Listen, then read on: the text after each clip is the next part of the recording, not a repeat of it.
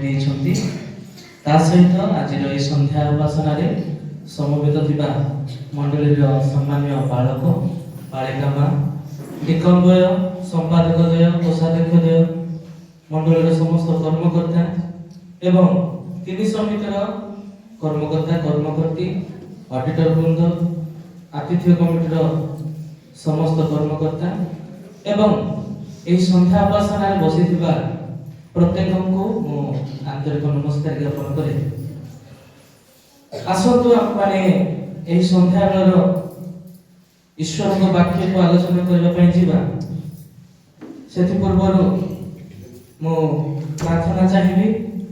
ଆମ ମଣ୍ଡଳୀର ସମ୍ମାନୀୟ ବାଳକ ମହାଶୟ ମୋ ପାଇଁ ପ୍ରାର୍ଥନା କରିବେ, ତାପରେ ମୁଁ ବାକ୍ୟ ଆରମ୍ଭ କରିବି।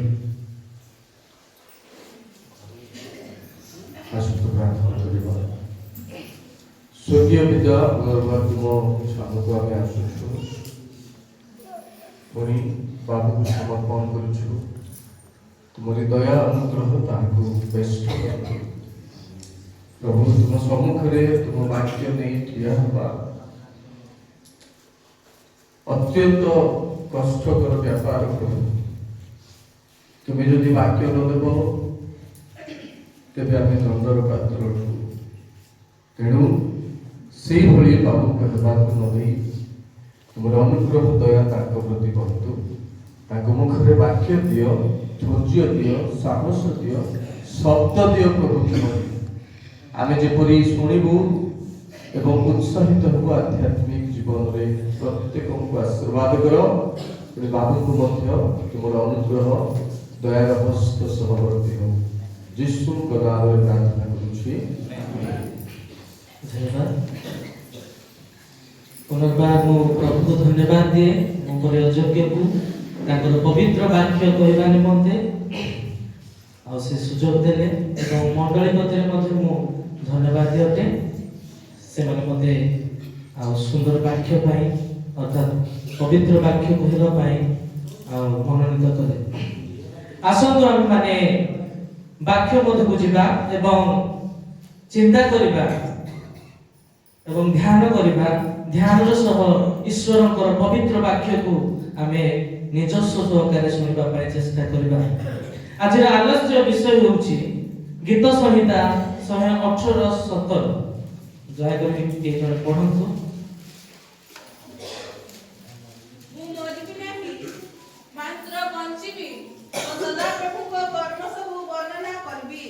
ଆମେ ଏଠାରେ ଦେଖିପାରୁଛୁ, ମୁଁ ମରିବି ନାହିଁ ମାତ୍ର ବଞ୍ଚିବି, ସଦାପ୍ରଭୁଙ୍କ କର୍ମ ସବୁ ବର୍ଣ୍ଣନା କରିବି। ଏଠାରେ ଭକ୍ତ ଦାଉଦ କହନ୍ତି, ମୁଁ ମରିବି ନାହିଁ ମାତ୍ର ବଞ୍ଚିବି, ସଦାପ୍ରଭୁଙ୍କ କର୍ମ ସବୁ ବର୍ଣ୍ଣନା କରିବି। ଆମେ ଦିନ ବେଳେ ଉପାସନାରେ ଆମେ ଶୁଣୁଥିଲୁ ଯେ ତାହାଙ୍କ ଉଦ୍ଦେଶ୍ୟରେ ଗାନ କର, ତାହାଙ୍କର ପରିତ୍ରାଣର ବିଷୟକୁ ଅନ୍ୟ ଆଗରେ ପ୍ରକାଶ କର। ଏବଂ ପାଳକ ମହାଶୟ ମଧ୍ୟ ଆମମାନଙ୍କୁ ଉପାସନା ମଧ୍ୟରେ ସମସ୍ତଙ୍କୁ ପଠନ କରାଉଥିଲେ ଯେ ଜଣେ ବ୍ୟକ୍ତି ସଦାପ୍ରଭୁଙ୍କର ପ୍ରଶଂସା କରିବାକୁ ହେଲେ ଗର୍ତ୍ତଗାମୀ ହେଲେ କେବେ ମଧ୍ୟ ସେ ସଦାପ୍ରଭୁଙ୍କର ପ୍ରଶଂସା କରିପାରିବ ନାହିଁ। ତେଣୁ ସେଠାରେ ଲେଖାଗଲା ଗୋଟେ ବିଷୟ ଯେ ମୁଁ ଗର୍ତ୍ତଗାମୀ ହେଉଥିବାରୁ ମୋତେ ସେଇଠାରୁ ତମେ ବଞ୍ଚାଇଲ, ତେଣୁ ତୁମ ମହତ୍ ନାମକୁ ଧନ୍ୟବାଦ ଦଉଛି। ଏଠାରେ ଦାଉଦ କହନ୍ତି, ମୁଁ ମରିବି ନାହିଁ ମାତ୍ର ବଞ୍ଚିବି ଓ ସଦାପ୍ରଭୁଙ୍କ କର୍ମ ସବୁ ବର୍ଣ୍ଣନା କରିବି। ଏ କି କଥା? ମରଣ ସମସ୍ତଙ୍କ ପାଇଁ ସୁନିଶ୍ଚିତ ଅଟେ, କିନ୍ତୁ ଭକ୍ତ ଦାଉଦ କହୁଛନ୍ତି, ମୁଁ ମରିବି ନାହିଁ ମାତ୍ର ବଞ୍ଚିବି। ଯେତେ ଦିନ ପର୍ଯ୍ୟନ୍ତ এই পৃথিবী ଅଛି ସେତେ ଦିନ ପର୍ଯ୍ୟନ୍ତ ଏକ ସୀମା ନିରୂପଣ ହୋଇଅଛି। ମଣିଷ ଯେତେବେଳେ ଜଗତରେ ଜନ୍ମ ଗ୍ରହଣ କରେ ତେବେ ମରଣ ହିଁ ତାର ଶେଷ ଦଶା। ଜନ୍ମ ହୋଇଛି ମାନେ ସେ ମରିବ ହିଁ ମରିବ, ଏବଂ ସେ ଧନୀ ହେଉ କିବା ଗରିବ ହେଉ ସେ ମରିବ ହିଁ ମରିବ।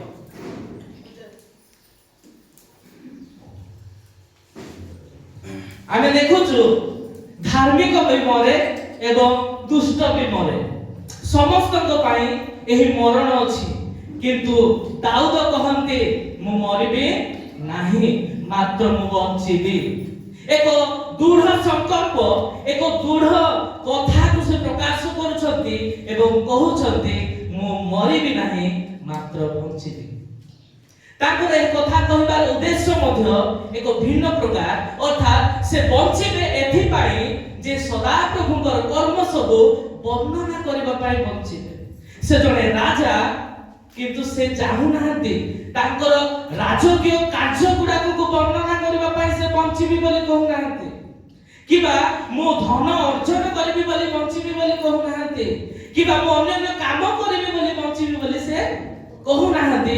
କିନ୍ତୁ ଏକ ବିଷୟକୁ ସେ ଲକ୍ଷ୍ୟ ରଖିଛନ୍ତି, ସଦାପ୍ରଭୁଙ୍କ କର୍ମ ସବୁ ମୁଁ ବର୍ଣ୍ଣନା କରିବି। ଏଥିପାଇଁ ମୁଁ ବଞ୍ଚିବି, ଏଥିପାଇଁ ମୁଁ ବଞ୍ଚିବି, ମୁଁ ମରିବି ନାହିଁ। ଅବଶ୍ୟ ବାକ୍ୟ କହେ ଯେ ମନୁଷ୍ୟର ସମୟ ସୀମା ନିରୂପଣ ହୋଇଛି। ବାକ୍ୟ କହେ ଆଉ ଜଣଙ୍କର ବୟସ ବା ମଣିଷର ବୟସ 70 କିମ୍ବା 80 ହେଲେ ଦାଉଦ ଏତେ ଗୀତ ଲେଖିଛନ୍ତି, ଏତେ ବିଷୟ କହିଛନ୍ତି, ସେ କଣ ଜାଣୁନାହାନ୍ତି କି? ସେ କେମିତି ଏ କଥା କହୁଛନ୍ତି ମୁଁ ମରିବି ନାହିଁ ମାତ୍ର ବଞ୍ଚିବି? କି ଆଶ୍ଚର୍ଯ୍ୟର କଥା! ସେ ମରିବି ନାହିଁ ବୋଲି କହୁଛନ୍ତି ଆଉ ବଞ୍ଚିବ ବୋଲି ଦୃଢ଼ ସଂକଳ୍ପ ଦିଅନ୍ତି, ଆଉ ସଦାପ୍ରଭୁଙ୍କର କର୍ମ ସବୁ ବର୍ଣ୍ଣନା କରିବି ବୋଲି କହନ୍ତି। ଆମେ ଦେଖୁଛୁ ଗର୍ତ୍ତଗାମୀ ହେଲେ ସେ କିପରି ସଦାପ୍ରଭୁଙ୍କର ଆଉ ପ୍ରଶଂସା କରିବ। ଏଥିପାଇଁ ସେ କହନ୍ତି ଯେ ମୁଁ ମରିବି ନାହିଁ ମାତ୍ର ବଞ୍ଚିବି। ଆମେ ବେଳେ ବେଳେ ଚିନ୍ତା କରୁ ମୋର ଧନ ବହୁତ ହେଇଯାଇଛି, ମୁଁ ଆଉ ମରିବି ନାହିଁ, ଯଦି ମେଡିକାଲ ଗଲେ ମଧ୍ୟ ମୋର ଯଥେଷ୍ଟ ଟଙ୍କା ଅଛି, ମୁଁ ଠିକ ହେଇଯିବି। କିନ୍ତୁ ପ୍ରଭୁ ଥରେ ଜଣକୁ କହିଥିଲେ, ରେ ଅଧର୍ମ ବା ନିର୍বোধ ଲୋକ, ଆଜି ରାତ୍ରି ଯଦି ତୋର ପ୍ରାଣ ତୋ ଠାରୁ ନିଆଯାଏ ଏ ସମସ୍ତ ଧନ।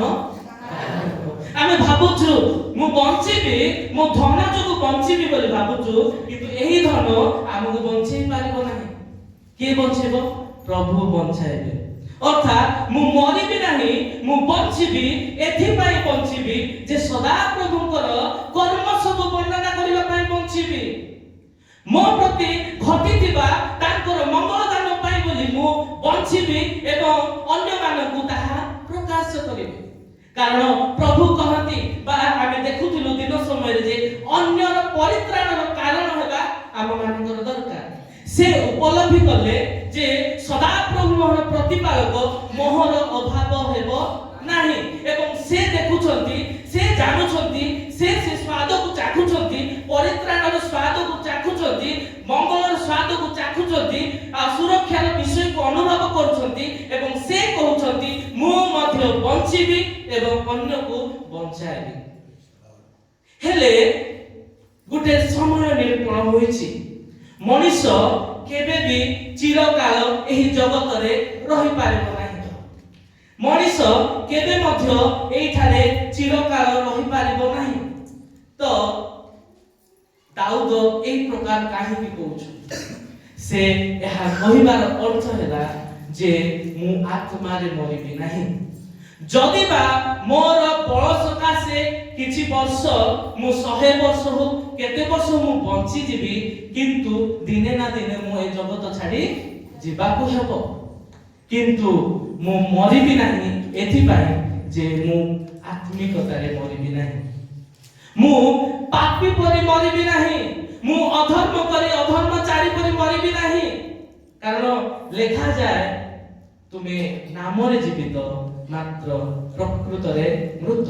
ଅର୍ଥାତ୍ ଆମେ ମାନେ ନାଁରେ କେବଳ ବଞ୍ଚିଛୁ ସତ, କିନ୍ତୁ ଆମର ଆତ୍ମିକତାରେ ଆମେ ମରି ଯାଇଥାଉ।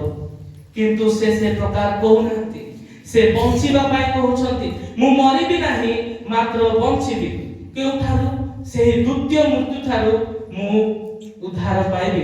ଅର୍ଥାତ୍ ସେହି ଅଗ୍ନି, ସେହି ଗନ୍ଧକ, ଯେଉଁ ଦ୍ୱିତୀୟ ମୃତ୍ୟୁ ଯାହାକୁ ନରକ ବୋଲି କୁହାଯାଏ, ସେଠାରେ ମୁଁ ପଡ଼ିବି ନାହିଁ, ତାହା କହିବାର ଅର୍ଥ। ଅର୍ଥାତ୍ ମୁଁ ମରିବି ନାହିଁ, ବଞ୍ଚିବି, ଅର୍ଥାତ୍ ମୁଁ ସେହି ନରକଗାମୀ ହେବି ନାହିଁ। ଆମେ ମାନେ ମଧ୍ୟ ଏବେ ସମୀକ୍ଷା କରିବାର ସମୟ ଯେ ମୁଁ କି କହିପାରିବି ମୁଁ ମରିବି ନାହିଁ ମାତ୍ର ବଞ୍ଚିବେ। ଆମେ ମାନେ ବାକ୍ୟ ଶୁଣୁଛୁ, ପ୍ରସ୍ତୁତ ହେବା, ଜାଗରିତ ହେବା ଏବଂ ଆମେ ମାନେ ମଧ୍ୟ ନିଜେ ନିଜେ କହିବା କି ମୁଁ ମଧ୍ୟ ମରିବି ନାହିଁ ମାତ୍ର ବଞ୍ଚିବି। ମୋ ପ୍ରତି ସଦାପ୍ରଭୁଙ୍କର ଯେ ସମସ୍ତ ମଙ୍ଗଳ ଦାନ ଆସିଛି ତାହାକୁ ମୁଁ ଅନ୍ୟ ଆଗରେ ପ୍ରକାଶ କରିବି। ଆଉ ଦାଉଦ ଏହା ମଧ୍ୟ କହନ୍ତି ଯେ ପାପୀ ମାନେ ଯେ ପ୍ରକାର ମରୁଛନ୍ତି ମୁଁ ସେ ପ୍ରକାର ମରିବି ନାହିଁ। ହେଲେ ଯଦି ଆତ୍ମିକତାରେ ଜଣେ ବ୍ୟକ୍ତି ମରିଯାଏ ସେତେବେଳେ ସେ ସଦାପ୍ରଭୁଙ୍କର କର୍ମ ସବୁ ବର୍ଣ୍ଣନା କରିପାରେ ନାହିଁ। ଆମେ ଦେଖିବା ଜଣେ ବ୍ୟକ୍ତି କେତେବେଳେ ଆତ୍ମିକତାରେ ମରିଯାଏ। କାରଣ ଦାଉଦ କହନ୍ତି ମୁଁ ମରିବି ନାହିଁ ମାତ୍ର ବଞ୍ଚିବି, ଅର୍ଥାତ୍ ମୁଁ ଆତ୍ମାରେ ମରିବି ନାହିଁ। ତେବେ କେଉଁମାନେ ବା କଣ କଲେ ଜଣେ ଲୋକ ଆତ୍ମାରେ ମରିଯାଏ ସେ ବିଷୟକୁ ନେଇ ଆମେ 7ଟି ଗୋଟି ଆଉ ବିଷୟ ଦେଖିବା। ଯଦି ସମ୍ଭବପର ହୁଏ ତାହେଲେ କେଉଁମାନେ ବଞ୍ଚିବେ, କାରଣ ଲେଖାଯାଏ ମୁଁ ମରିବି ନାହିଁ ମାତ୍ର ବଞ୍ଚିବି। এই ଦୁଇ ବିଷୟକୁ ନେଇ ଆମେ ଆଲୋଚନା କରିବା। ପ୍ରଥମ ବିଷୟ ହେଉଛି ଆଜ୍ଞା ପାଳନ ନ କରିବା ଦ୍ୱାରା ଜଣେ ମରିଯାଏ। ଆତ୍ମିକ ଭାବରେ ଜଣେ ଲୋକ ଆଜ୍ଞା ପାଳନ ନ କଲେ ମରିଯାଏ। ଆମେ ଦେଖିବା ଆଦି ପୁସ୍ତକ 2:17। ମାତ୍ର ସଦସ୍ୟ ଜ୍ଞାନଦାୟକ ବୃକ୍ଷର ଫଳ ଭୋଜନ କରିବ ନାହିଁ, ଯେହେତୁ ଯେଉଁ ଦିନ ତାହା ଖାଇବ ସେହି ଦିନ ନିତାନ୍ତ ମରିବ। ଆମେ ଏଠାରେ ଦେଖିପାରିଲୁ ଯେ ପ୍ରଭୁ ସମଗ୍ର ସୃଷ୍ଟି ସେ ସୃଷ୍ଟ ବା ରଚନା କଲେ ଏବଂ ସେ ମଣିଷକୁ ଶ୍ରେଷ୍ଠ ଜୀବ ଭାବରେ ଏଦନ ଉଦ୍ୟାନ ମଧ୍ୟରେ ରଖିଲେ ବା ଏ ପୃଥିବୀର ତତ୍ତ୍ୱ ନେବା ପାଇଁ ସମସ୍ତ ବିଷୟକୁ ଆଉ କର୍ତ୍ତୃତ୍ୱ କରିବା ପାଇଁ ପ୍ରଭୁ ସେମାନଙ୍କୁ ସୃଷ୍ଟି କଲେ। ଏବଂ ଗୋଟିଏ କଥା କହିଲେ ତୁମେ ଏହି ସତ ଜ୍ଞାନଦାୟକ ବୃକ୍ଷର ଫଳ ଭୋଜନ କରିବ ନାହିଁ, ଯେହେତୁ ଯେଉଁ ଦିନ ତାହା ଖାଇବ ସେହି ଦିନ ନିତାନ୍ତ ମରିବ। ଏଠାରେ ଏକ ସ୍ପଷ୍ଟ ଆଜ୍ଞା ଅଛି ଯେ ତୁମେ ମାନେ ଯେଉଁ ଦିନ ଏହି ମନା ଫଳ ଅର୍ଥାତ୍ ସତ ଜ୍ଞାନଦାୟକ ବୃକ୍ଷର ଫଳ ଖାଉଛ ସେହି ଦିନ ତୁମେ ନିତାନ୍ତ ମରିବ। ଆମେ ଦେଖୁଛୁ ସେମାନେ ତ ଶାରୀରିକ ଭାବେ ମଲେ ନାହିଁ କିନ୍ତୁ ଆତ୍ମିକ ଭାବେ ସେହି ଦିନ ମୃତ୍ୟୁବରଣ କଲେ। ଏହି ମୃତ୍ୟୁ ହେଉଛି 3 ଅଧ୍ୟାୟ ପରେ ସେମାନଙ୍କ ଠାରେ ଲାଗୁ ହେଲା ଏବଂ ଏହି ମୃତ୍ୟୁ ଯାହା ମରଣ ତାହା ହେଉଛି ଈଶ୍ୱରଙ୍କ ଠାରୁ ବିଚ୍ଛେଦ। ଯେତେବେଳେ ଆଉ ସୃଷ୍ଟି ଆରମ୍ଭରେ ସେ ପ୍ରଭୁ କଣ ହଉଥିଲେ, ସନ୍ଧ୍ୟା ସମୟରେ ଯାଇକି ଆଉ ଆଦମ ବାବା କେମିତି ଅଛ, ଭଲ ଅଛ, ଆଜି ଦିନଟା ଭଲ କଟିଲା, ଠିକ ଠାକ ସବୁ। ଆଉ ଯେତେବେଳେ ପିତା ପରମେଶ୍ୱର ତାଙ୍କ ପାଖକୁ ଆସୁଥିଲେ ସେମାନେ ଆଗ୍ରହ ସହକାରେ ତାଙ୍କ ପାଖକୁ ମଧ୍ୟ ଯାଉଥିଲେ, ମିଳିମିଶି ତାଙ୍କ ସହଭାଗିତାରେ ଆସୁଥିଲେ। ପ୍ରତିଦିନ ଭଳି ସନ୍ଧ୍ୟା ସମୟରେ ମଧ୍ୟ ପ୍ରଭୁ ଯାଉଛନ୍ତି, କଥା ହଉଛନ୍ତି। ଦେଖିଲା ବେଳେ ସେମାନେ ମନା ଫଳକୁ ଖାଇ ଦେଇଛନ୍ତି, ଅର୍ଥାତ୍ ଆଜ୍ଞା ଲଙ୍ଘନ କରିଛନ୍ତି ଏବଂ ସେମାନେ ପାପର ବୋଧ ପାଇ ସେମାନେ ଲୁଚିଛନ୍ତି, ଯଦ୍ୱାରା ସେମାନେ ତାଙ୍କଠାରେ ମରଣ ବା ମୃତ୍ୟୁ ଲାଗୁ ହେଲା। ତା ପୂର୍ବରୁ ମରଣ ବୋଲି ନଥିଲା। ସେମାନେ ଯଦି ପାପ କରିନଥାନ୍ତେ ଅମରତାରେ ସେମାନେ ଜୀବନ ଯାପନ କରିଥାନ୍ତେ, କିନ୍ତୁ ଆଜ୍ଞା ଲଙ୍ଘନ କରିବା ଦ୍ୱାରା ଜଗତରେ ପାପ ପ୍ରବେଶ କଲା। ଆମେ ଦେଖୁଛୁ ଆଦମ 930 ବର୍ଷ ବଞ୍ଚିଲେ, କିନ୍ତୁ ଆତ୍ମିକ ଭାବରେ ଈଶ୍ୱରଙ୍କ ସହିତ ସଂଯୋଗ ଆଉ ବିଚ୍ଛେଦ ହେଇଗଲା, ଯାହା ଯୀଶୁ ଖ୍ରୀଷ୍ଟ ଆସି ପୁନର୍ମିଳନ ଆମମାନଙ୍କୁ କରିଛନ୍ତି। ଆମେ ଦେଖୁଛୁ ଆଜ୍ଞା ପାଳନ ନ କଲେ ଜଣେ ଆତ୍ମିକ ଭାବେ ମରିଯାଏ। ତେଣୁ ଆମମାନଙ୍କର କଣ ଆମେ ବିବେଚନା କରିବା ଯେ ଆମେ ମାନେ କଣ ଆଜ୍ଞା ପାଳନ ନ କରି ମରିଯାଇଛୁ। ଆମେ ଦେଖିବା ପାଇଁ କେବଳ ଆଉ ଜୀବିତ ଅଛୁ, ନାରେ ଅଜୟ ଜୀବିତ ଅଛି, କିନ୍ତୁ ପ୍ରକୃତରେ କଣ ମୁଁ ମୃତ କି ଚିନ୍ତା କରିବା। କାରଣ ଆମେ ମାନେ ଯଦି ମରିଯାଉ ତାହେଲେ ମରଣ ଲୋକ ସହିତ କିଛି ସମ୍ପର୍କ ନଥାଏ। ଜଣେ ବ୍ୟକ୍ତି ଯଦି ମରିଯାଏ ତାକୁ ଆଉ ନା ଧରି ଡକାଯାଏ ନାହିଁ, ମୋର ପୁଅ ବୋଲି ମଧ୍ୟ କୁହାଯାଏ ନାହିଁ, କିନ୍ତୁ ମଣ ନିଆଗଲା କି, ଅଜୟକୁ ନିଆଗଲା କି କିମ୍ବା ଅଙ୍କଲକୁ ନିଆଗଲା କି ବୋଲି କୁହାଯାଏ କି ନା, ମଢକୁ ନିଆଗଲା କି କେବେ ନିଆଯିବ। ଅର୍ଥାତ୍ ଜଣେ ବ୍ୟକ୍ତି ଠାରେ ଯେତେବେଳେ ଆତ୍ମା ଚାଲିଯାଏ, ଜଣେ ବ୍ୟକ୍ତି ଯେତେବେଳେ ମରିଯାଏ, ତାହାର ନାଁ ମଧ୍ୟ ନିଅନ୍ତି ନାହିଁ। ଅର୍ଥାତ୍ ସମ୍ପର୍କ ରହେ ନାହିଁ। ଜଣେ ବ୍ୟକ୍ତି ଯଦି ମରିଯାଏ, ସେ କିଛି କଥା ମଧ୍ୟ କହିପାରେ ନାହିଁ, ତାଠାରୁ ଆମର କିଛି ସମ୍ପର୍କ ମଧ୍ୟ ରହେ ନାହିଁ। ସେ କିଛି କହିବ ବୋଲି ଆମେ ଅପେକ୍ଷା କରିବା କି ଆଶା କରିବା କି କିଛି ନାହିଁ। ଅର୍ଥାତ୍ ତାଠାରୁ କିଛି ପାଇବାର ଆଶା ନାହିଁ, ତାଠାରୁ କିଛି ଶୁଣିବାର ଆଶା ନାହିଁ, କିଛି ନାହିଁ। ଅର୍ଥାତ୍ ଜଣେ ବ୍ୟକ୍ତି ମରିଗଲେ ସମ୍ପର୍କ ବିଚ୍ଛେଦ ହୋଇଯାଏ। ପରିବାରରେ ଜଣେ ବ୍ୟକ୍ତି ଯଦି ମରିଯାଏ, ତାଠାରେ ସମ୍ପର୍କ ବିଚ୍ଛେଦ ହୋଇଯାଏ। ଠିକ୍ ସେହି ପ୍ରକାର ଆଜ୍ଞା ପାଳନ କରିବା ଦ୍ୱାରା ପାପ ଜଗତରେ ପ୍ରବେଶ କଲା ଏବଂ ସେ ପାପ ଏବେ ଯାଏ ସେ ରାଜତ୍ୱ କରୁଛି। ଯେ କେହି ଯୀଶୁଙ୍କୁ ବିଶ୍ୱାସ କରି ସ୍ୱୀକାର କରୁଛି, ସେ ପାପରୁ ସେ କ୍ଷମା ପାଇ ଅନନ୍ତ ଜୀବନର ଅଧିକାରୀ ହୋଇପାରୁଛି। ଦ୍ୱିତୀୟ ବିଷୟ, ପାପ କରିବା ଦ୍ୱାରା ଜଣେ ଆତ୍ମିକ ଭାବେ ମରିଯାଏ। ଆମେ ତାହା ଦେଖିବା ରୋମିଓ 6:23। କାରଣ ପାପର ବେତନ ମୃତ୍ୟୁ, କିନ୍ତୁ ଈଶ୍ୱରଙ୍କ ଅନୁଗ୍ରହ ଦାନ ଆମ୍ଭମାନଙ୍କର ପ୍ରଭୁ ଖ୍ରୀଷ୍ଟ ଯୀଶୁଙ୍କର ସହଭାଗିତାରେ ଅନନ୍ତ ଜୀବନ ଅଟେ। ଆମେ ଦେଖିପାରୁଛୁ ପାପର ବେତନ ମୃତ୍ୟୁ। ଏହି ଯେଉଁ ପାପ ପ୍ରବେଶ କଲା, ଏହି ପାପର ବେତନ ହେଉଛି ମୃତ୍ୟୁ। ଆମେ ମାନେ ଚାକିରି କରୁଛୁ, ସରକାରୀ କ୍ଷେତ୍ରରେ ହଉ କିମ୍ବା ବେସରକାରୀ କ୍ଷେତ୍ରରେ ହଉ, ଗୋଟେ କାର୍ଯ୍ୟର କିଛି ଆମକୁ ମଜୁରୀ ମିଳେ। ଠିକ୍ ସେହି ପ୍ରକାର ଆମେ ଯେଉଁ 6:16 ଠାରୁ 22 ପର୍ଯ୍ୟନ୍ତ ଦେଖୁଛୁ, ଦାସତ୍ୱର ମୂଲ୍ୟକୁ ଏଠା ଦେଖାଯାଏ। ଅର୍ଥାତ୍ ଜଣେ ଦାସ କାମ କରିବ କହିଲେ ତାର ମୂଲ୍ୟ ନିରୂପଣ ଅଛି। ହେଲେ ଯେ ପାପର ଦାସ ହୁଏ, ତାର ମୂଲ୍ୟ କଣ? ମୃତ୍ୟୁ। ଯଦି ଆମେ ପାପ କରିବା, ତାହେଲେ ଆମକୁ କଣ ମିଳିବ? ମୃତ୍ୟୁ ମିଳିବ। ଯଦି ଆମେ ପ୍ରଭୁଙ୍କର ଦାସ ହେବା, ଭଲ କାମ କରିବା, ତାହେଲେ ଧାର୍ମିକତା ପ୍ରାପ୍ତ ହେବା ବା ଜୀବନ ଆମକୁ ମିଳିବ। ଏହି ପାପ ଆମମାନଙ୍କୁ ଈଶ୍ୱରଙ୍କର ଯେଉଁ ଅନନ୍ତକାଳୀନ ଯୋଜନା ରହିଛି, ଯେଉଁ ଅନନ୍ତ ଜୀବନ ଦେବା ପାଇଁ ସେ ଚାହାନ୍ତି, ଏହି ପାପ ଆମକୁ ସେଇଠାରୁ ଟାଣି ନିଏ। ତାହା ଦେବା ପାଇଁ ଆମକୁ ସକ୍ଷମ କରେ ନାହିଁ। କାରଣ ପାପର ଚେଲାମାନେ ମଧ୍ୟ, ଅର୍ଥାତ୍ ଶୟତାନର ଦୂତମାନେ ମଧ୍ୟ, ସେମାନେ କେତେବେଳେ ପାପ କରେଇବୁ ବୋଲି ଜଗି ରହିଛନ୍ତି, ଯଦ୍ୱାରା ଈଶ୍ୱରଙ୍କର ଯେଉଁ ମହତ୍ ଯୋଜନା ବିଫଳିତ ହେଇଯାଉଛି।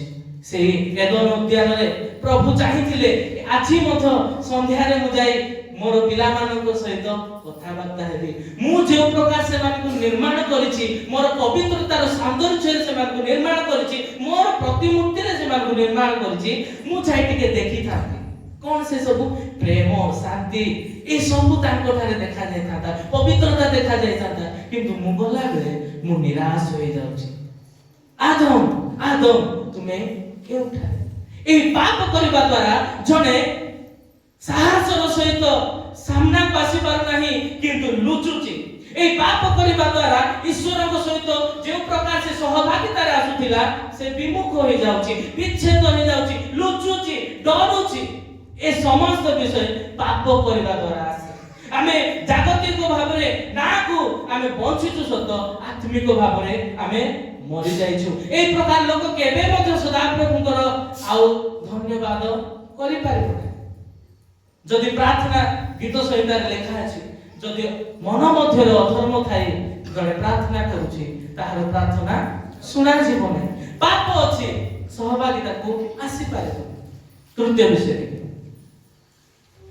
ତା ପୂର୍ବରୁ ପାପ କରିବା ବିଷୟରେ ଯେତେବେଳେ ବ୍ୟଭିଚାରରେ ଧରା ପଡ଼ିଥିବା ଜଣେ ମହିଳା ସ୍ତ୍ରୀ ଆଉ ଯାଉଛି, ତାକୁ ଲୋକମାନେ ଧରିଲେ ଏବଂ ଯୀଶୁଙ୍କ ପାଖକୁ ଆଣୁଛନ୍ତି ଆଉ କହୁଛନ୍ତି ଏ ପାପ କାର୍ଯ୍ୟ କରିଅଛି, ବ୍ୟଭିଚାର କର୍ମରେ ଧରା ପଡ଼ିଛି, ଆକୁ ପଥର ଫୋପାଡ଼ି ମାରିବା ପାଇଁ ମୋଶାଙ୍କର ଆଦେଶ ଅଛି, ବ୍ୟବସ୍ଥାରେ এই ପ୍ରକାର ଲେଖା ଅଛି।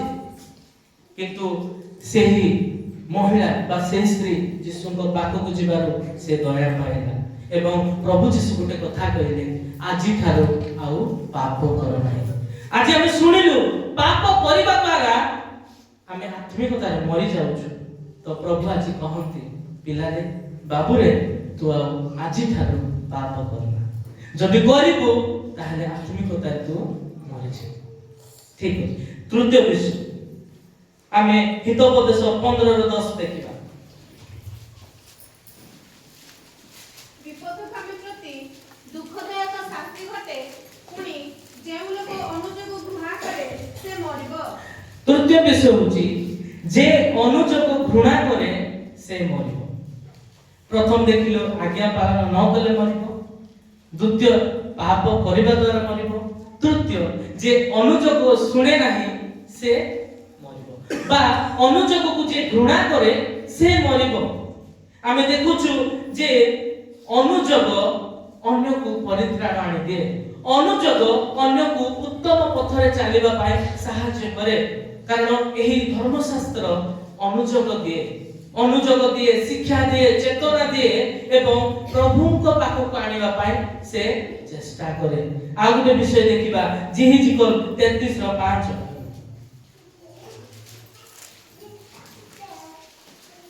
ସେ ତୁରୀର ଶବ୍ଦ ଶୁଣି ସଚେତନ ହେଲା ନାହିଁ, ତାହାର ରକ୍ତ ତାହାରି ଉପରେ ବର୍ତ୍ତିବ।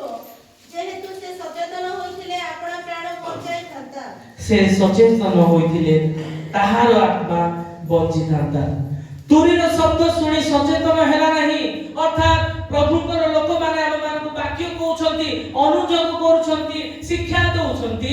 ସେହି ଶିକ୍ଷା ଯେତେବେଳେ ଆମେ ଘୃଣା କରୁଛୁ ସେତେବେଳେ ଆମେ ମରିବା।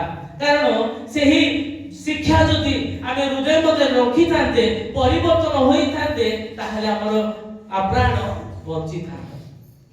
କାରଣ ଆମେ ବେଳେ ବେଳେ ଯେ ଆମକୁ ଅନୁଯୋଗ କରେ ଆମେ ତାଙ୍କ ବିରୁଦ୍ଧରେ ଉଠି ବସୁ। ଏ କି ମତେ କହିବ, ଏ କି ମତେ ଅନୁଯୋଗ କରିବ, ତା ବିରୁଦ୍ଧରେ ଆମେ ଆଉ କଥା କହି ବସୁ। ତା ବିରୁଦ୍ଧରେ ଆମେ କଳ୍ପନା କରୁ, ଆଉ ମନ୍ତ୍ରଣା କରି ତା ବିରୁଦ୍ଧରେ ଆମେ ଉଠିବୁ। କିନ୍ତୁ ଯେ ଅନୁଯୋଗ ଘୃଣା କରୁଛି ସେ ମରିବ ହିଁ ମରିବ। କାରଣ ବାକ୍ୟ କହେ ଯଦି ଅନୁଯୋଗ ଶୁଣିଥାନ୍ତା ସେ ବଞ୍ଚିଥାନ୍ତା। ଚତୁର୍ଥ ବିଷୟ ଯେ ଆପଣା ପଥ ବିଷୟରେ ଅସାବଧାନ ରହେ ସେ ମରିବ। ହିତୋପଦେଶ 19:16। ଆଜ୍ଞା ପାଳନକାରୀ ଆପଣା ପ୍ରାଣ ରକ୍ଷା କରେ, ମାତ୍ର ଆପଣା ପଥ ବିଷୟରେ ଯେ ଅସାବଧାନ ହୁଏ ସେ ମରିବ। ଆମେ ଦେଖୁଛୁ ଆଜ୍ଞା ପାଳନକାରୀ ଆପଣା ପ୍ରାଣ ରକ୍ଷା କରେ, ମାତ୍ର ଆପଣା ପଥ ବିଷୟରେ ଯେ ଅସାବଧାନ ହୁଏ ସେ ମରିବ। ପ୍ରଭୁ ଆମମାନଙ୍କୁ ଆମର ଏହି ଗନ୍ତବ୍ୟ ପଥରେ ଚାଲିବା ବେଳେ ଏହି ବାକ୍ୟକୁ ଦେଇଛନ୍ତି। ଏହି ବାକ୍ୟ ଅନୁସାରେ ଯେଉଁମାନେ ଚାଲିବେ ସେମାନେ ବଞ୍ଚିବେ। କିନ୍ତୁ ଏହି ବାକ୍ୟ ଅନୁସାରେ ଯେତେବେଳେ କି ନ ଯିବେ ତାହେଲେ ସେମାନେ ମରିଯିବେ।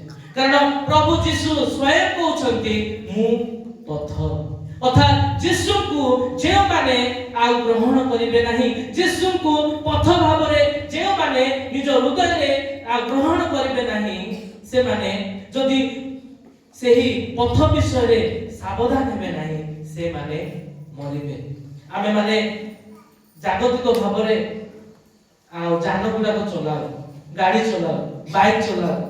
ସେ ସାର୍ଟିଫିକେଟ ଦେବା ପାଇଁ, ଡ୍ରାଇଭିଂ ଲାଇସେନ୍ସ ଦେବା ପାଇଁ ପରୀକ୍ଷା ହୁଏ। ଯଦି ଆମେ ଆଉ ନିରୂପିତ ଟାଇମରେ ବା ଯେତେ ତାର ରାସ୍ତାର ଚଉଡ଼ା ଥିବ ସେତି ଭିତରେ ଆମେ ନ ଚଲେଇବା ବା ଆଉ ଗୋଡ଼ ରଖିଦେଲେ ଆମେ ଫେଲ ହେଇଯାଉଛୁ। ସେଇଟା ହେଉଛି ସାର୍ଟିଫିକେଟ ଦେବା କଥା। କିନ୍ତୁ ଆମେ ଗାଡ଼ିରେ ଗଲାବେଳେ ମଧ୍ୟ ଆମକୁ ବାପା ମା କହନ୍ତି ଆଉ ବଡ଼ ଲୋକ କହନ୍ତି ବାବୁରେ ଧୀରେ ଯା, ଟିକେ ଜାଗ୍ରତରେ ଯା। କାହିଁକି? କାରଣ ଆମର ଏହି ଜାଗତିକ ପଥ ପାଇଁ ଆମେ ଚିନ୍ତିତ, କାରଣ କାଳେ ଆକ୍ସିଡେଣ୍ଟ ହେଇଯିବ କି। କିନ୍ତୁ ପ୍ରଭୁ ମଧ୍ୟ ଆତ୍ମିକ ଭାବରେ ଆମର ଏହି ଯୋଉ ଗନ୍ତବ୍ୟ ପଥରେ ଧାବମାନ ହେଲା ବେଳେ ଆମେ ମଧ୍ୟ କେବେ ମଧ୍ୟ ଅସାବଧାନ ହେବା ଦରକାର ନାହିଁ। ଯଦି ହେବା ତାହେଲେ ଆମେ ମାନେ ମଧ୍ୟ ଆତ୍ମିକ ଭାବେ ମରିଯିବା। ପଞ୍ଚମ ବିଷୟ ଲୁକ ଲିଖିତ ସୁସମାଚାର 15:24।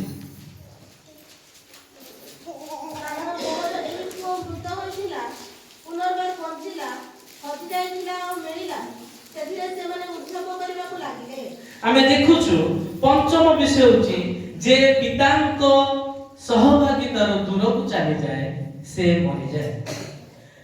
ଜଣଙ୍କର ଆମେ ଭଲ ଭାବରେ ଜାଣୁ जनकर दुईटी पुत्र थिले कनिष्ठ पुत्र निज इच्छा को निजर आउ समस्त प्रकार शारीरिक अभ्यास को पूर्ण करबा पई आउ से कोन होउची पिताଙ୍କ निकट को जाउची एवं कहूची मोर बाटरे जहा पडुची मते दे दियो मु एठा रहिबि नाय मु तुम सहभागिता रे रहिबि नाय तुम परिवार रे म रहिबि नाय मु बाहर को जीबी मु आ एन्जॉय करबी मु मोर आ जौवनर विषय को मु उपभोग करबी मु चली जीबी धन संपद धरी से पितांकर सहभागिता रो दूर देश को चली जाउछि एवं भोग विलास रे शारीरिक अभिलाष रे एवं खाइबा पीबा ए अनुसार ही तार जीवन को से बिताउछि एवं से जते बेले पितांक सहभागिता रो दूर को जाउछि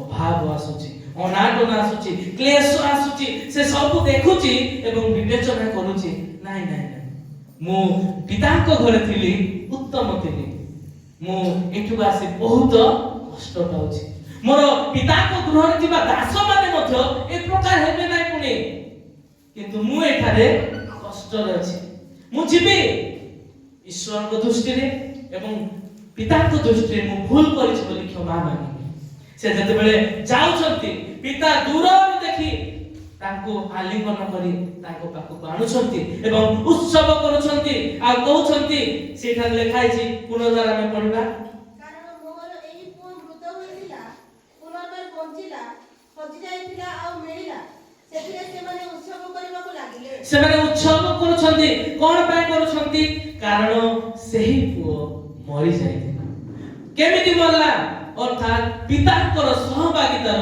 दूर को चली जाइतिबारो से मरि गला तो आम मानकर मध्य आत्मिक पिता अछंती स्वर्गस्थ पिता अछंती आत्मिक भाबरे जदि हमें देखिबा एही मृत्यु ईश्वर ठारो हम मानकु विच्छेद करे ईश्वर ठारो हम मानकु अलग कर दे जदि हमें स्वर्गस्थ पितांकर सहभागिता लो आपना को पृथक करबा हमर निजस्व इच्छा सफल करबा पाई हमें पितांक ठारो जदि दूरवर्ती हेबा हमें मरि जिबा ही नरि जिबा एनु हमें पितांक सहभागिता रे रहबा କଥା अर्थात पितांकर सहभागीर स्थान कोन उपासना जेते बेले हमें उपासना को आसुचु सेते बेले ईश्वर को उपस्थिति को हम जीवन मध्य रे हमें प्राप्त होउछु हमें देखुछु षष्ठ विषय जे अधर्म रु फेरे नाही से मरिबो जिहिजिकल 3:19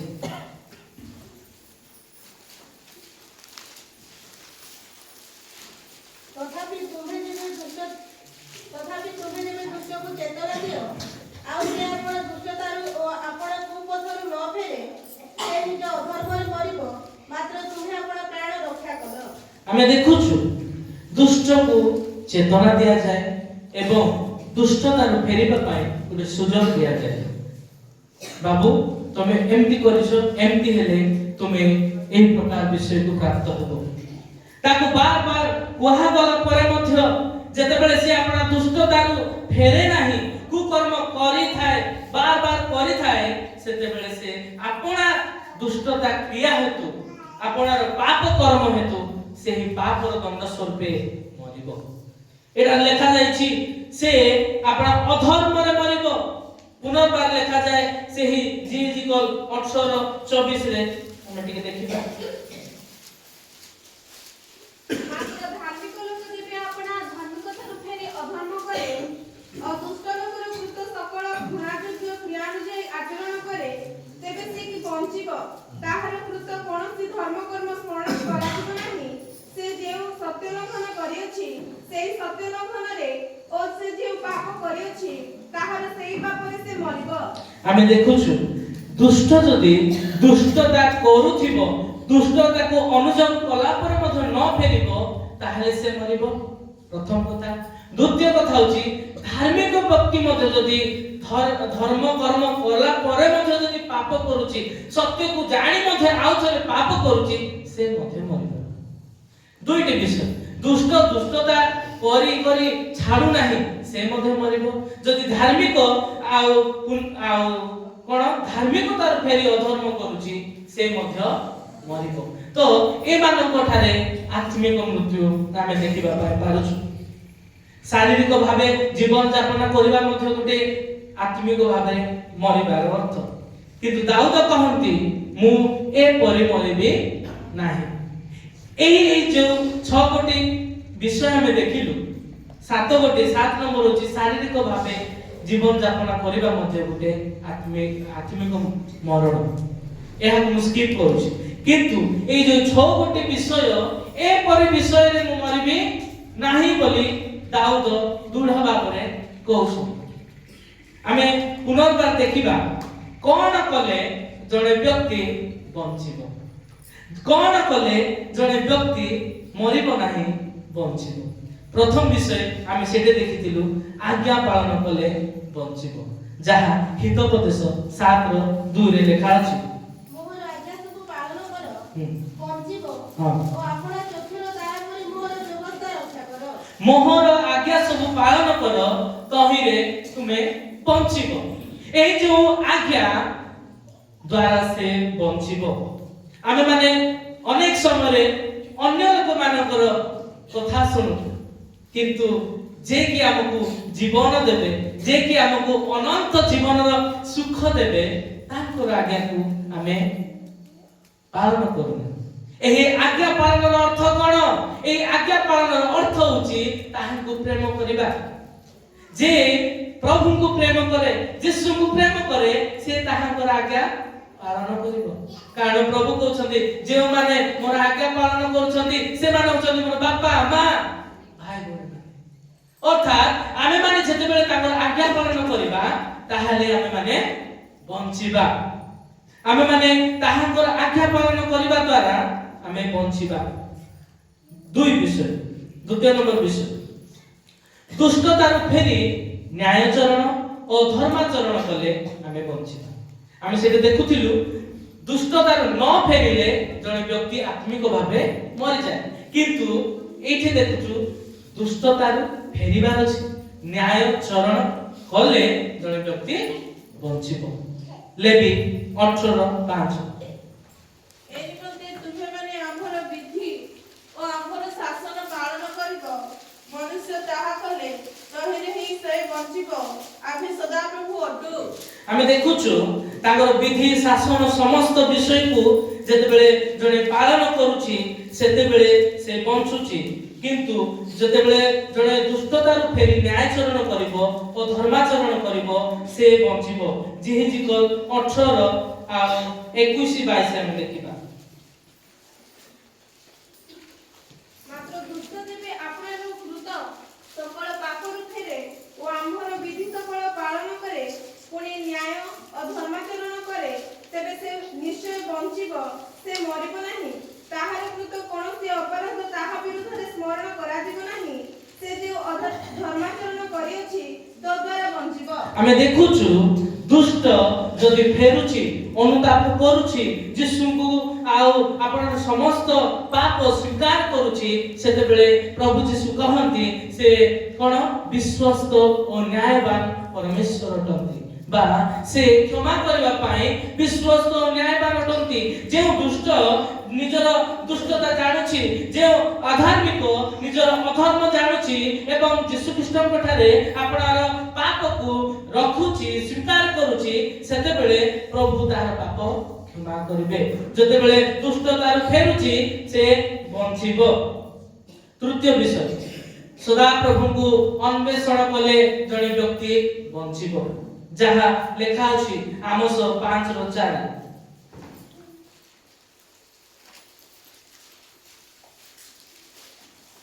कारण इस्राएल वंश को सदा प्रभु एही कथा कहंती, तुमे माने आम्भर अन्वेषण करो, कहिले तुमे माने बंचिबो। आमे देखुछु जदि आमे माने बंचिबा को चाहुछु ताहाले ताहांकर कथा सदा प्रभुकर अन्वेषण करबा। ए अन्वेषण करबार अर्थ कोन? तांको खोजिबा।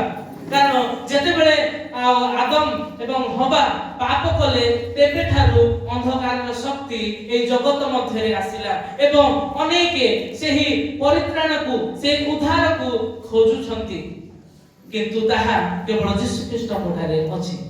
तो आमे जेतेबेले सदा प्रभु को अन्वेषण करिबा तांकर द्वारा परित्राण को पाइबा पाइ में खोजिबा सेतेबेले से आम मानकु बंचाइबे सेई छर कम सर लेखाइछि सदा प्रभु को अन्वेषण कर तहिरे तुम्हे माने बंचिबो एवं जेसाय 55 रो आउ सेई 6 एवं 7 रे लेखा जाय ताहांकर उद्देश्य जे पर्यंत मिलु अछि ताहांकर अन्वेषण कर से लेखाइछि जे पर्यंत सदा प्रभुकर उद्देश्य मिलु अछि से पर्यंत तुमे माने ताहांकर अन्वेषण कर जे पर्यंत से निकट रे अछंती से पर्यंत ताहांकर ठारे प्रार्थना कर दुष्ट अपना पथ ओ अधार्मिक अपना संकल्प परित्याग करू पुणी जे सदा प्रभुक प्रति फेरु तहिरे से ताहाकु दया करिवे आउ से आम मानक परमेश्वर को प्रति फेरु कारण से बहुल रूपे क्षमा करिवे आमे एथि पई सदा प्रभु को अन्वेषण करिबा कारण ताको ठारे दया अछि हमर ए जो अधर्म किए भी क्षमा करि पारबे नै आमे जदि जगतर कोनोसी धनी पाखु जिबा से क्षमा करि पारिबो नै किंतु आमे सदा प्रभु को पाखु एथि पई जिबा कारण ताको ठारे दया अछि से दया करंती ताकर अनंत दया अनंत काल स्थायी अटे टिके पाए नै अल्प समय पाए नै अनंत काल स्थायी अटे सेथि पाए ताको पाखु जिबा आ कोन पाए जिबा क्षमा पाइबा पाए ताको पाखु जिबा आमे त खोजिबा एथि पाए जे दया पाइबा एवं सेही दया रे क्षमा पाइबा कारण एपिसोड लेखा अछि ताके अनुग्रह द्वारा आमे माने परित्राण पाएछु जेतबेला आमे विश्वास करूछु ताके अनुग्रह पाउछु आमे माने कर्म द्वारा आमे पाउना हु एखाने खोजिबार अर्थ आमे एहा देखुछु चतुर्थ विषय जणे व्यक्ति भलो चेष्टा करिबा द्वारा बंचिबो ताहा लेखा अछि आमोस 5 रो 14 तुमने जेपरि बंचिबो एथिबाई मन्द चेष्टा न करो भलो चेष्टा करो तहे तुम मानकर वाक्य अनुसार सदा प्रभु सन्याधिपति परमेश्वर तुम मानकर सहपति हेबे आमे एठा देखि पारुछु तुम्हे माने जेपरि बंचिबो एथिबाई मन्द चेष्टा न करो भलो चेष्टा करो एही भलो चेष्टा माने कोन आमे जदि बंचिबा पाइ चाहूछु भलो चेष्टा कोन भलो चेष्टा होची समस्त सहित शांति रे रहबा समस्त सहित आ उत्तम सहभागिता रे रहबा समस्त सहित आ शांति रे रहबा अन्यर परित्राण निमंते चिंता करिबा एहा होची भलो कार्य आ ईश्वर को गौरव देबा ईश्वर को आ संतुष्ट करिबा एहा होची भलो कार्य जेतेबेले आमे अन्य पाई चिंता करिबा ईश्वर को गौरव देबा पाई चिंता करिबा ए समस्त कार्य होची भलो कार्य एई द्वारा आमे माने बंचिबा पंचम विषय प्रभु यीशु को विश्वास करिबा द्वारा बंचिबा लूक लिखित सुसमाचार 8:50 किंतु यीशु एहा सुनि ताकू उत्तर देले भय करे नहीं केवल विश्वास कर आउ से बंचिबो जणे लोक बंचिबो जेतेबेले से यीशु को विश्वास करबो यीशु कहले भय कर नहीं केवल विश्वास कर से बंचिबो अर्थात यीशु को ठारे जे लोक विश्वास करे से बंची जाए एवं देखिबा जोहन 11:25 यीशु ताकू कहले मु पुनरुत्थान जीवन जे मोठारे विश्वास करे से यद्यपि मरे तथापि से बंचिबो मुख्य विषय होची जेतेबेले जणे व्यक्ति मरि जाए शारीरिक भाव रे मरि जाए तथापि से बंचिबार एक आशा अछि जेतेबेले से यीशु को विश्वास करे से यद्यपि मरे तथापि से बंचिबो एही एक आशा अछि जे जदि भी से शारीरिक भाव रे मरे तथापि से बंचिबो एवं यीशु ख्रीष्ट को ठारे थाई जदि शारीरिक भाव थाए यीशु को आगमन बेले से जदि आ प्रभु से प्रस्तुत थाए से रूपांतरित हेबो जदि यीशु ख्रीष्ट को थाए मरि से समाधि प्राप्त होईची ताहले से मध्य उठिबो एवं आमे देखुछु हबकु 2:4 लेखा अछि धार्मिक दास विश्वास द्वारा बंचिबो आमे पठन करबा नै कारण विश्वास द्वारा बंचिबे यीशु ख्रीष्ट ठारे विश्वास करबा द्वारा जणे व्यक्ति आत्मिक भाव रे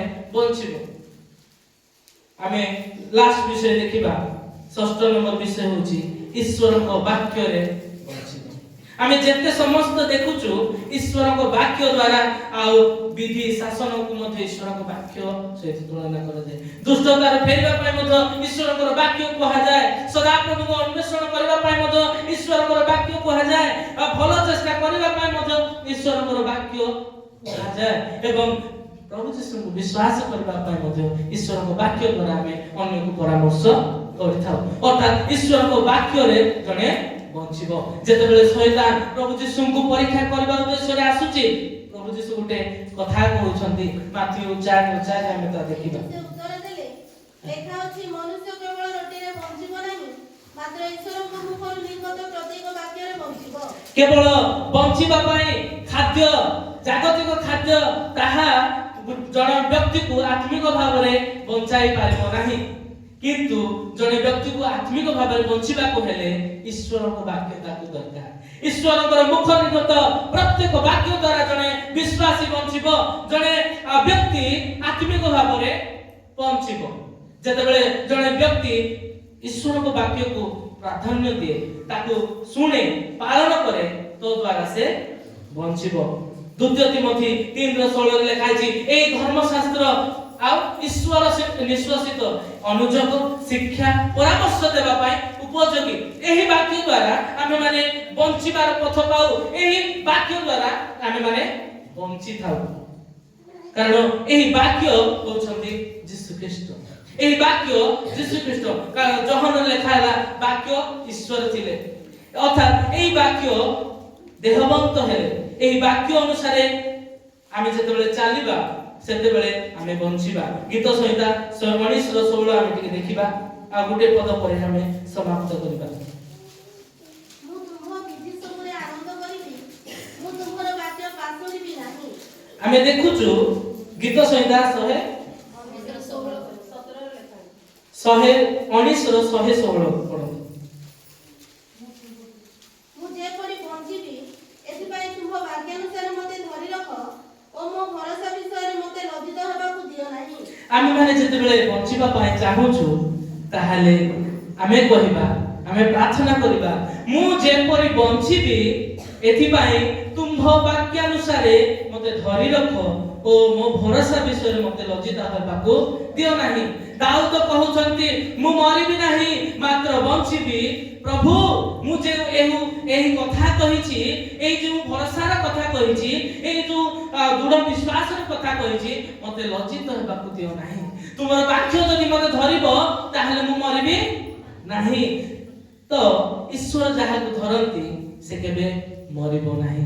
ईश्वर को निकटवर्ती जे हेबे से केबे मरिबो नाही। तेनु एही दृढ़ संकल्प भाबरे दाऊद कहंती मु मरिबी नाही मात्र बंचिबी।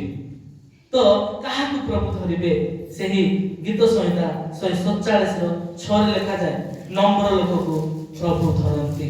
तेनु आमे माने मते वाक्य सुनिलु वाक्य को आमे नम्र भाबरे ग्रहण करबा। मु कहि देली बोली नै ईश्वर को वाक्य यहा कहला आमे नम्र भाबरे सुनिबा सुनिलु एवं यहा को विवेचनार सहित आमे ग्रहण करबा। मु की आज मरिबी नाही मात्र बंचिबी बोली दृढ़ संकल्प बोध होउछि। एवं मु की कहि पारबी मु मरिबी नाही मात्र बंचिबी ओ सदा प्रभुଙ୍କର कर्म सब वर्णना करिबी। एही पठित वाक्य अंश आलोचना रे प्रभु हमनको आशीर्वाद करंतु। को जहाँ भी भूल अछि क्षमा करंतु। प्रथम करी मंडली मते सुजोग दैथिबारु मंडली कतरे मध्य मु बहुत बहुत धन्यवाद।